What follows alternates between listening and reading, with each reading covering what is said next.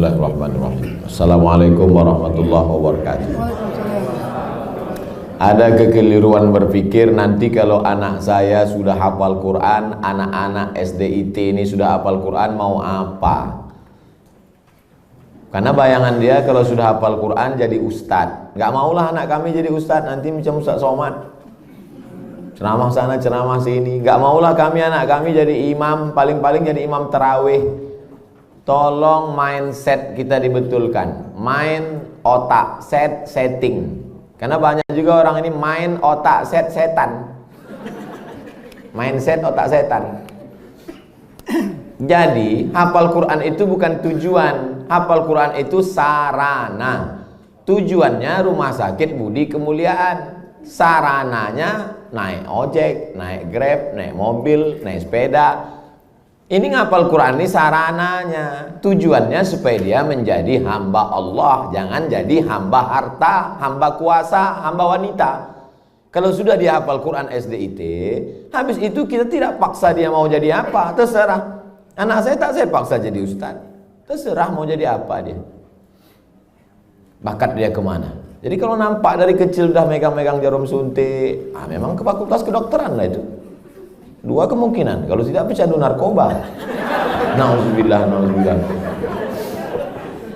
Jadi pendidikan Islam pertama dimasukkan ke kepalanya itu Quran, habis itu hadis Nabi, habis itu barulah akhlakul karimah. Itu mesti dibetulkan. Jangan nanti berpikir nanti habis hafal Quran jadi apa? Ya tetap jadi profesi dia. Kalau dia jadi pengacara, dia jadi pengacara yang hafal Quran. Kalau dia jadi tentara, dia jadi tentara penghafal Quran. Kalau jadi polisi penghafal Quran. Betul kepalanya. Tak dimakannya, tak dizoliminya orang lain. Itu tujuannya. Insya Allah 10-20 tahun akan datang, generasi kita adalah generasi yang Qurani. Dan kita punya kontribusi di situ dengan SDIT ID. Bagaimana hukumnya kegiatan ilmiah dokter disponsori pabrik obat? Pabrik obat menyediakan duit 100 juta, dibuat acara ilmiah, seminar, lokakarya segala macam, atau acara agama yang menyelenggarakan dokter. Di mana letak haramnya? Mungkin akan terjadi kolusi, nepotisme, kecurangan, penilaian tidak lagi normal. Dikhawatirkan terjerumus dalam gratifikasi. Makanya suatu ketika sahabat Nabi mengutip zakat dari Yaman. Ketika barang-barang zakat dibawa, kambing, onta, lembu, ini kambing untuk zakat, ini kambing saya. Kata Nabi, kok ada kambing zakat, ada kambing saya? Kok dapat kambing dari mana? Hadiah. Kata Nabi, seandainya kau duduk di rumah emakmu, di rumah bapakmu, mungkinkah ada orang ngasih kambing? Tak ada. Dia dapat kambing itu karena jabatan. Dikhawatirkan ke depan penilaian dia tidak lagi normal. Sebelum dapat hadiah kambing, periksanya. Berapa kambing? 40 ekor, satu. Berapa unta? 5 ekor, satu kambing. Tapi setelah dapat hadiah, mulai tak normal lagi. Berapa? Mau kasih-kasihlah, nggak kasih nggak apa-apa. Makanya segala penilaian kalau sudah datang ke Indonesia rusak. Tim-tim independen penilaian rusak gara-gara gratifikasi. Dibuka atas, pertama kali datang tegas, berapa ruangan, berapa ini, berapa ini. Begitu dapat lempuk durian, gratifikasi merusak. Jadi kalau masuk dia dalam kelompok gratifikasi bisa haram. Tapi kalau pandai tidak merusak, gimana caranya tidak merusak? Teknisnya ya diatur. Ini ada sekelompok orang yang menerima dan dia bukan tim penilai, dia bukan tim pemeriksa, dia tidak ada kait-mengait dengan keputusan dan dapat, kalau bisa disiasati, laksanakan. Tapi kalau merusak etos kerja, masuk dalam kategori riswah sogok, la'ana Rasulullah SAW ar-rashi wal murtashi, yang menerima sogok, yang mendapat sogok, maka dilaknat Allah Subhanahu wa ta'ala. Bisa kami Pak Ustaz selamat? Lanjutkan. Tak selamat, stop. Profesi dokter pria, dokter kandungan, memeriksa pasien perempuan. La yakhluwanna rajulun ma'amra'atin illa ma'adhi mahramin. Tak boleh berdua-duaan laki-laki dengan perempuan kecuali tak ada mahram, kecuali ada mahram. Tak boleh. Anta musayyada mar'atin la tahillu lahu. Menyentuh tangan perempuan yang tak mahram lebih baik ditusuk paku dari api neraka ke kepala daripada menyentuh tangan perempuan yang tak mahram. Kena pasal-pasal ini. Tapi ada pasal meringankan, ad-darurat tubihul mahzurat. Ternyata ketersediaan dokter perempuan tidak mencukupi jumlah pasien perempuan. Itulah maka tadi saya sebutkan, kalau diterima nanti 20 anak tahfiz Quran SDIT, nanti mesti ada 7, 5, 10 yang perempuan, supaya mereka nanti akan menjadi dokter spesialis kandungan di UII nanti. Amin. Supaya mereka lah yang akan nanti menutupi ketersediaan SPOG, spesialis obgyn dokter perempuan. Karena kalau tidak, khawatir kita akan terjerumus. Tapi bapak-bapak yang spesialis kandungan, karena sekarang tidak terpenuhi, masuk kategori darurat. Saya sampai sekarang belum tahu survei berapa untuk kota provinsi. Terlalu besar mungkin untuk Indonesia, Provinsi Kepulauan Riau, Kota Batam saja. Berapa dokter SPOG perempuan, berapa yang laki-laki, berapa yang hamil perempuan, memanglah perempuan tuh hamil. Berapa hitungannya? Kalau satu dokter tuh berapa? Kalau masih dalam kategori darurat, tapi kalau hanya untuk tidak darurat. Ustadz dulu anak Ustadz Mizyan Hazik Abdillah, dokternya laki-laki atau perempuan? Perempuan. Dokter Sri namanya, di depan UIN Suska Riau, Jalan Pelajar, dokter perempuan. Tapi andai tak lagi ada dokter perempuan, hanya tinggal dokter laki-laki, pilihannya antara dua. Kalau tidak ditangani dokter laki-laki, mati. Maka tak boleh pilih mati. Assalamualaikum Bapak, ya istri Bapak sedang hamil tua, kami tidak ada lagi dokter perempuan, yang ada dua, mati atau dokter laki-laki. Biar aja mati. Haram hukumnya memilih mati. La tulqu bi aidikum ila tahlukah. Tak boleh menjerumuskan diri sendiri kepada kematian. Pilihlah dokter laki-laki dengan alasan darurat. Jadi bapak dokter jangan merasa kau sedang berbuat dosa besar, tapi kau sedang menyelamatkan orang banyak. Saya tak bisa merasakan gimana rasanya jadi dokter laki-laki yang memeriksa perempuan. Apakah tak ada lagi nafsunya? Atau dia macam menengok daging sapi saja? Itu tak bisa kita rasakan, karena semua kata-kata yang bercerita tentang rasa, rasa pasti berdusta. Kata tak dapat menceritakan rasa. Tak bisa. Oleh sebab itu, kalau ada terlintas di hati bapak macam-macam sambil memeriksa itu, banyak-banyaklah istighfar. Astaghfirullah. Banyak minta ampun. Solat sunat supaya hati terjaga. Tapi yakinkan bahwa perbuatan bapak bukan dosa. Jelas jawaban saya? Bagaimana pandangan Islam suntik botok mengurangi kerutan yang tak bersifat permanen, bertahan 6 bulan? Tak boleh mencabut uban, karena uban itu nanti di akhirat akan menjadi cahaya. Lama saya berpikir, uban kok cahaya? Kenapa uban tak boleh dicabut jadi cahaya? Baca hadis, jangan baca hadisnya, baca syarah penjelasannya. Rupanya dengan melihat uban di cermin, ingat tua, ingat mati, bertambah takut, bertambah amal. Makanya dengan bertambah takut, bertambah amal, maka akan menjadi cahaya. Itu rupanya korelasi uban dengan cahaya. Apa hubungannya dengan kerut? Kerut sama uban juga sama, mengingatkan bahwa kita sudah tua. Saya dulu waktu muda tak ada ini. Saya tengok foto-foto saya yang lama waktu di Mesir, ganteng juga. Saya sudah tua. Tapi dengan tua ini kita sadar bahwa sudah tua, bahwa kita ini akan mati. La'ana Rasulullah SAW al-wasimat. La'anallahu al-wasimat. Hadisnya riwayat Abdullah bin Mas'ud. La'anallahu al-wasimat. Allah melaknat perempuan tukang buat tatu. Wal mutasimat, minta buatkan tatu. Wal mutanammisat. Apa ini? Alis. Mencabut alis, mencukur alis. Wal mutafallijat, gigi. Karena orang kalau sudah bertambah tua, bertambah giginya.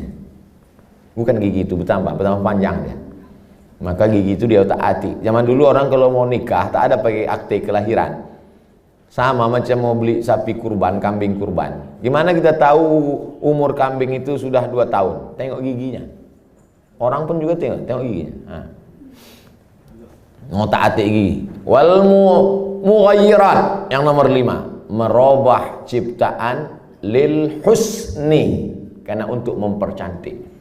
Kalau merubah ciptaan dari yang tak layak menjadi layak. Ibu bapak dokter yang gigi, tukang pasang kawat gigi, jangan sangka itu perbuatan haram. Ada memang dia perlu. Ada orang ini kalau dia senyum sama kita 3 hari kita tak bisa tidur.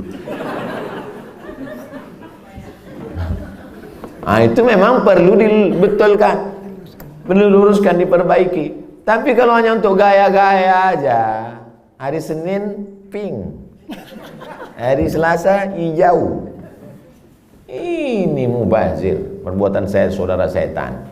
Oleh sebab itu maka kira-kira suntik botok mengurangi kerutan ini termasuk yang mana nih? Masuk kategori nomor 5, mughayyirat lil husni, merubah untuk mempercantik-cantik saja. Sebetulnya saya tengok-tengoklah, dia sebetulnya tidak berubah jadi cantik, dia saja merasa cantik. Berapa banyak orang yang operasi pipi, operasi dagu, operasi hidung, dia merasa cantik, kita takut. Saya terus terang dengan orang operasi takut saya tengok. Dan saya tengok wajahnya yang operasi itu bentuknya sama-sama aja semua kan. Sama macam bencong. Hidung panjang, dagu panjang, panjangnya tak tentu arah pula. Rupanya silikon itu tidak bisa berinteraksi dengan darah. Akhirnya membusuk. Busuklah darah di hidung ini. Kata dokter, ini mesti dipotong. Dipotong hidung ini. Alhamdulillah ada terapi lintah. Akhirnya digantungkanlah lintah. Digantungkanlah lintah di sini. Untuk menyedot nanah tadi. Biasanya kalau kulit kita digantungkan lintah, itu 1 hari lintah itu bisa tahan nyaman. Tapi pas ditempelkan ke hidung, asal tempel jatuh. Asal tempel jatuh, kata lintah. Lintah pun tak mau. Terapi lintah. Bayangkan itu lintah. Yang mau lintah darat aja yang mau. Saking kan busuknya hidung yang gara-gara silikon tadi. Wala udhillannahum, aku sesatkan mereka, kata setan. Setelah sesat, wala umanniyannahum, aku buat mereka berhalusinasi, berimajinasi. Apa kata setan? Kau cantik, kau cantik, kau cantik, kau cantik, kau cantik, kau cantik, kau cantik. Dia saja merasa cantik. Orang merasa ngeri. Hai yang asik dibuat setan operasi, sesungguhnya kau saja yang merasa cantik, sesungguhnya orang merasa ngeri. Tapi orang nggak jujur. Gimana Jeng? Aku kelihatan cantik nggak? Wow, amazing. Padahal dalam hatinya macam hantu aku tengok.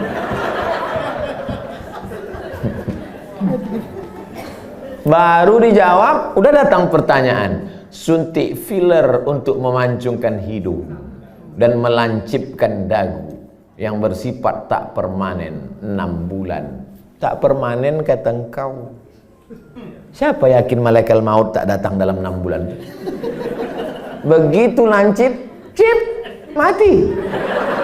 Permanen kau.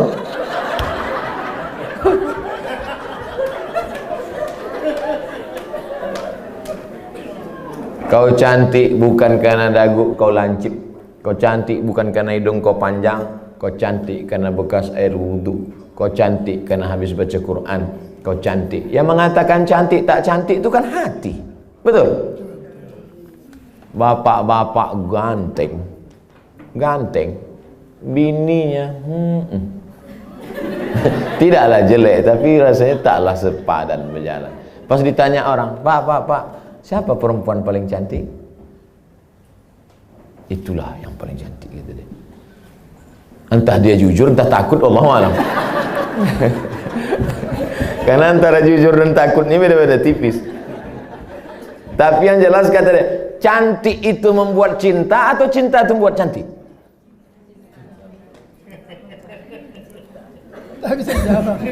Gara-gara cinta itulah orang menjadi cantik. Karena kalau cantik itu relatif. Gara-gara cinta itulah orang menjadi cantik. Dan cinta itu letaknya di hati. Kalau sudah ibu sentuh hati bapak itu, tak perlu dagu ibu lancip. Macam dagu kambing pun cantik ibu tengok. Kalau dipeturutkan ini, oh makin tua makin berkerut, tambah lagi. Makin tua makin turun. Dia bertahan paling cuma 2 bulan, 6 bulan tahan. Habis itu hidung turun, dagu turun. Tinggal mencari sapu lidi aja lagi. Nenek sihir.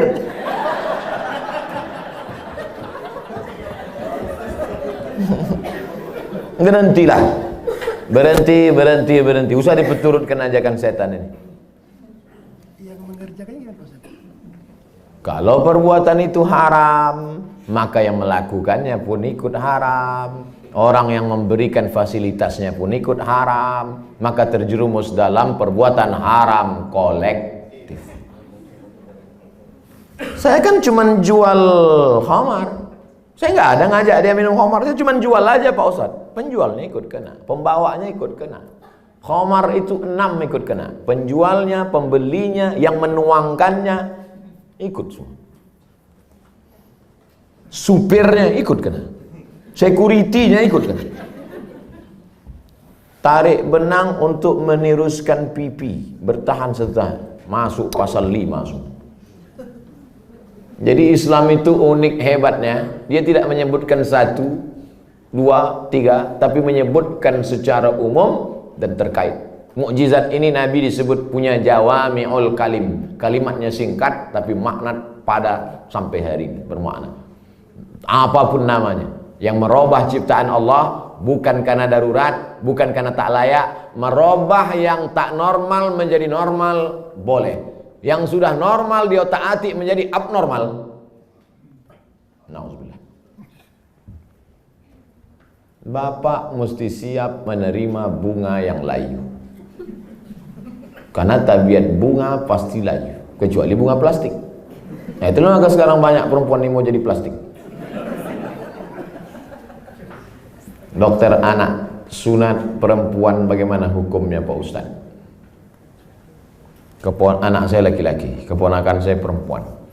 Kata saya kepada adik saya, kau cari, kalau tak mau dokter di rumah sakit itu menyunat keponakan saya, cari bidan kampung yang mau menyunat. Karena saya berpegang pada mazhab Syafi'i. Ada mazhab yang mengatakan sunat tak perlu. Mazhab Hanafi, Maliki, Hambali mengatakan sunat bagi perempuan itu tidak wajib. Sedangkan saya berpegang pada mazhab Syafi'i mengatakan wajib. Adakah khitan sunat perempuan pada zaman Nabi? Ada. Nabi mengatakan kepada si perempuan itu, kau potong tapi jangan terlalu banyak. Maaf, na'udzubillah, hari ini bisa menyebabkan frigid dan lain sebagainya. Tapi rupanya manfaat lain dari memotong khitan pada perempuan itu adalah meminimalisir libido seksual. Begitu kata ulama-ulama dulu. Oleh sebab itu saya sampai hari ini tetap berpegang pada mazhab Syafi'i. Anak perempuan kalau tak mau dokter memotong karena takut bahkan bisa masuk HAM, hak asasi manusia, banyak saja pasal-pasal yang mereka lakukan. Sedangkan di zaman Nabi yang pakaian tertutup, makanannya bersih, tontonannya bersih. Apalagi zaman sekarang tontonannya maksiat, makanannya memicu libido seksual dengan berbagai macam cerita hubungan. Maka khitan amat sangat baik. Salah satu usaha meminimalisir. Bagaimana cara sebaiknya bagi dokter anak menasehati pihak ortu imunisasi bayinya sejak lahir? Dulu saya diundang oleh Kementerian Kesehatan Provinsi Riau. Videonya kan viral, coba cari. Sosialisasi suntik, imunisasi. Saya jelaskan di situ bahwa fatwa Majelis Ulama Indonesia beda antara bendanya ini halal atau memakainya yang mubah. Boleh. Jadi ini dua fatwa nih. Bendanya tidak halal. Sampai sekarang tak ada fatwa MUI bahwa barang itu halal.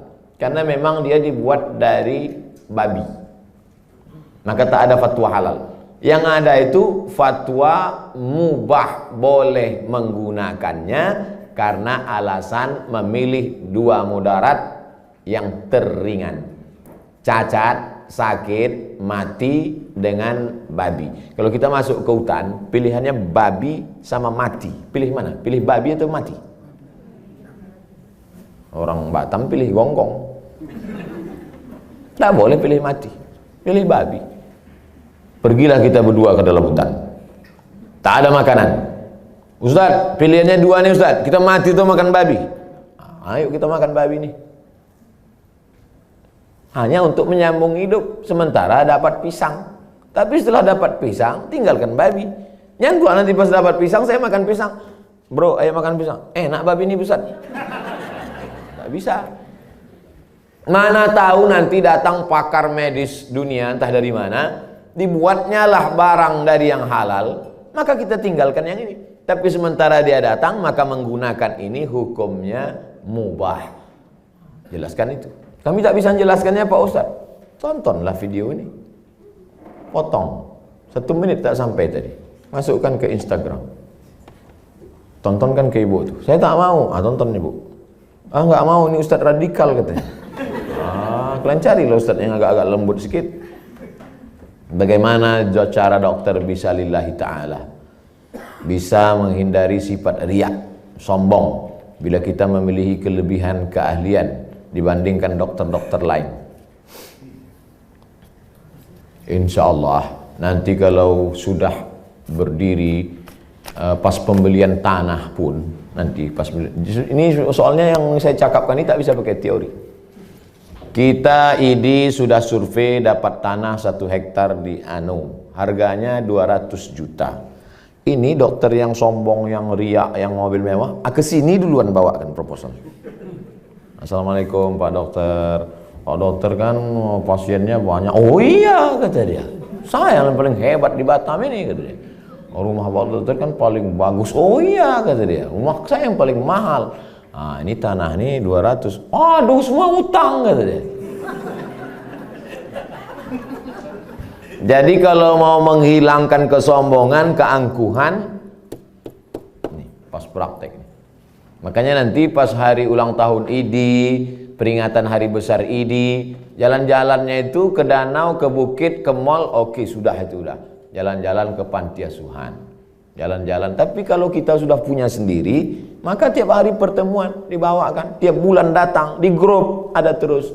Belum bayar, ini anak 4. Maka insya Allah itu menghilangkan keangkuhan, kesombongan, keegoan, segala macam. Kita hanya berusaha. Ceramah ini ada baiknya. Tapi tiap hari ceramah, tak masuk ke kepala. Ada tingkat jemu, ada tingkat bosan. Ada orang bosan pada ceramah. Orang kalau terus muncul bosan. Desainer, koreografer, tukang desainer pakaian itu, yang laki-laki, itu muncul kebosanannya pada perempuan. Kan banyak yang melambai kan? Kalau ada orang bosan pada perempuan gara-gara sering menengok perempuan, itu desainer sama koreografer. Yang lebih mengerikan adalah bosan mendengar ceramah. Apalagi sampai tobat sama ustaz. Aku kalau sama ustaz ini tobat aku. Nah, itu na'udzubillah. Jadi makanya saya ingin mengatakan bervariasi. Ceramah oke, sebulan sekali, seminggu sekali. Tapi harus ada amal yang tidak teori tapi langsung praktek. Nah, maka saya selalu sama. Di mana-mana saya ceramah tak keluar dari 3. Islahut tarbiyah, perbaikan pendidikan. Islahul iktisad, perbaikan ekonomi. Islahul siyasah, perbaikan politik. Perbaikan politik, pilih anggota dewan yang peduli pada syariat Islam. Perbaikan ekonomi, belanjalah ke warung tetangga, bangkitkan ekonomi umat. Perbaikan pendidikan, masukkan anak-anak ke pondok pesantren. Yang punya duit banyak, beli tanah, dirikan sekolah. Karena sekolah yang ada sekarang belum mampu untuk menampung anak-anak kita. Apalagi anak-anak yang tak mampu. Daftar ulang 17 juta. Anak siapa yang bisa? Tak tertampung. Yang sekarang tidak mendapat pendidikan layak itu 10 tahun lagi, 3 tahun SMP, 3 tahun SMA, 4 tahun S1.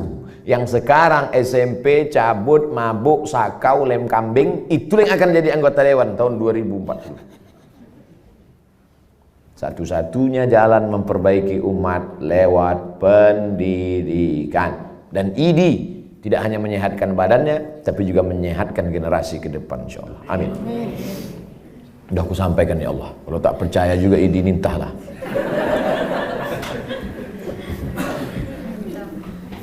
Dah habis pertanyaan.